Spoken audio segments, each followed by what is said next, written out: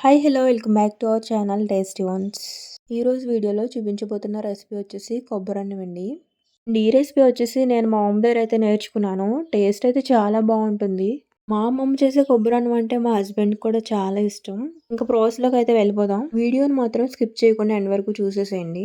ముందుగా ఒక పెద్ద వెడల్పాటి గిన్నె స్టవ్ మీద పెట్టుకుని దానిలో 2 టేబుల్ స్పూన్స్ నెయ్యి, 1 టేబుల్ స్పూన్ వరకు నూనె వేసుకోండి.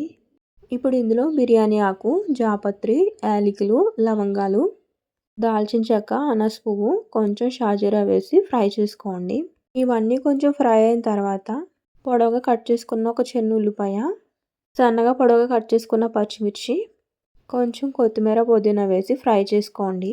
ఇంకా ఇందులో 1 టేబుల్ స్పూన్ అల్లం వెల్లుల్లి పేస్ట్ వేసి పచ్చివాసన పోయేంత వరకు వేయించుకుని, అల్లం వెల్లుల్లి పేస్ట్ పచ్చివాసన పోయిన తర్వాత మీకు టేస్ట్కి సరిపడా రాళ్ళుప్పు, పావు టీ స్పూన్ పసుపు వేసి ఒకసారి మిక్స్ చేసుకుని ఇప్పుడు కొబ్బరి పాలను అయితే వేసుకోండి. ఇక్కడ నేను 2 కొబ్బరికాయల నుంచి తీసినటువంటి 5 గ్లాసుల వరకు కొబ్బరి పాలను అయితే యాడ్ చేసుకుంటున్నాను. 1 గ్లాస్ బాస్మతి రైస్కి 1.5 గ్లాస్ వరకు కొబ్బరి పాలు అయితే పడతాయి. ఇప్పుడు ఒకసారి అంతా మిక్స్ చేసుకుని కొబ్బరి పాలు మరిగేంత వరకు మూత పెట్టి కుక్ చేసుకోండి. ఇదిగోండి చూసారు కదా, ఈ కొబ్బరి పాలు బాగా బాయిల్ అవుతున్న టైంలో గంట పాటు సోక్ చేసుకున్న బాస్మతి రైస్ని అయితే యాడ్ చేసుకోండి. మనం బాస్మతి రైస్ని ముందుగానే సోక్ చేసి తీసుకోవడం వల్ల కొంచెం ఫాస్ట్గా కొబ్బరన్నం అయితే కుక్ అయిపోతుంది. ఇప్పుడు అంతా ఒకసారి గరిటతో మిక్స్ చేసి మూత పెట్టి 15 నిమిషాల పాటు లో ఫ్లేమ్లో పెట్టి కుక్ చేసుకుంటే మంచిగా కుక్ అయిపోతుంది.